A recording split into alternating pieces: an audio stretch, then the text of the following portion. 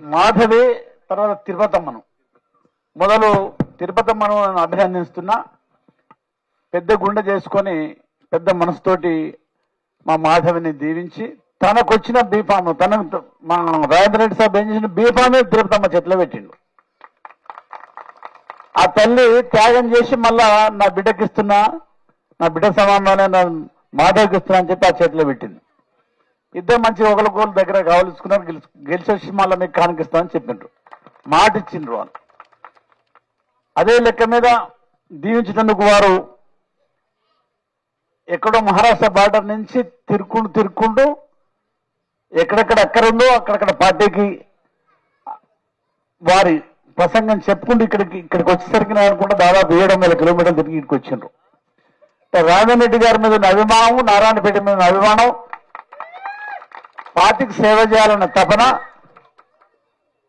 ఈ గరీబ్ బిడ్డలను కమ్మరి, కుమ్మరి, సాకలి, మంగలి, వడ్డంగి, నాయబ్రాహ్మణ ఇట్లాంటి వాళ్ళందరినీ దీవించాలి అని చెప్పి వారి దూరం వచ్చినందుకు వారికి ప్రత్యేకంగా అభినందనలు, ధన్యవాదాలు. ఒక్క మాట చెప్తాను.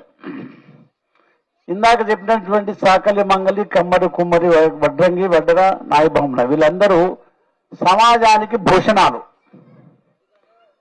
నాయబ్రాహ్మణులు ఉన్నారు. ఇలా క్షౌర కళ్యాణం చేయకపోతే ఘటాజూటాలు పెరిగి ఉంటాయి.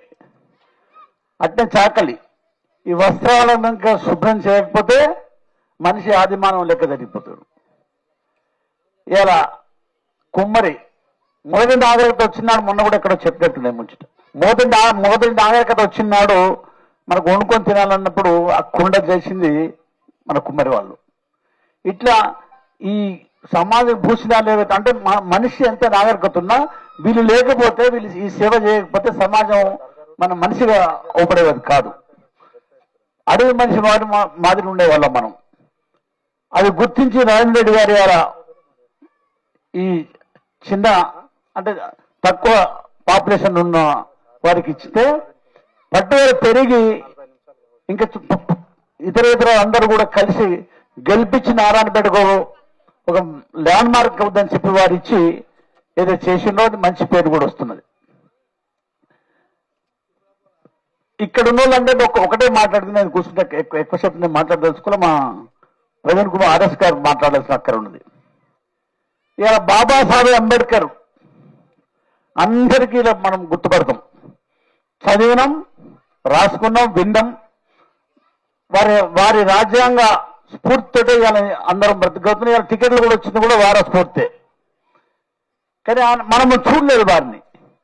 ఈనాడు మన తెలంగాణ వచ్చిన తర్వాత బాబాసాహెబ్ అంబేద్కర్ గా చాలా మంది గుర్తించి అనేక గురుకుల పాఠశాలకు మూలమై కేసీఆర్ గారి దగ్గరుండి సేవ చేసి అలా ఇన్ని గురుకుల పాఠశాలలు తెచ్చిన ఘనత మరొక బాబాసాహెబ్ అంబేద్కర్ గారికి మనం కళ్ళ ముందు కూర్చున్న ఆర్ఎస్ ప్రవీణ్ కుమార్ గారు.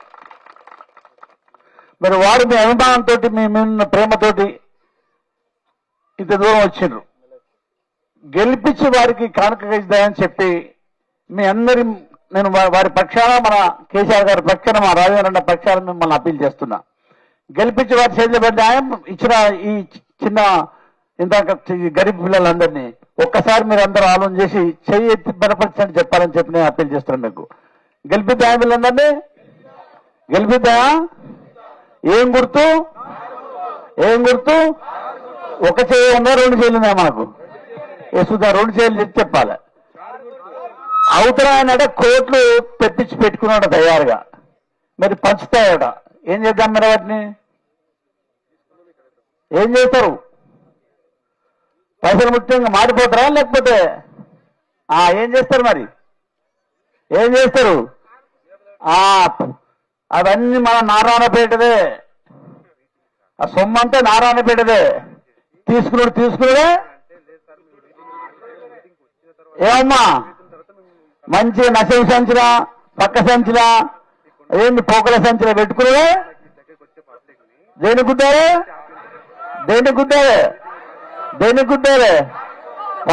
మీ పక్కన పావు సేరుకు పెట్టుకున్నాడే. కారు గుద్దుడే. జై తెలంగాణ.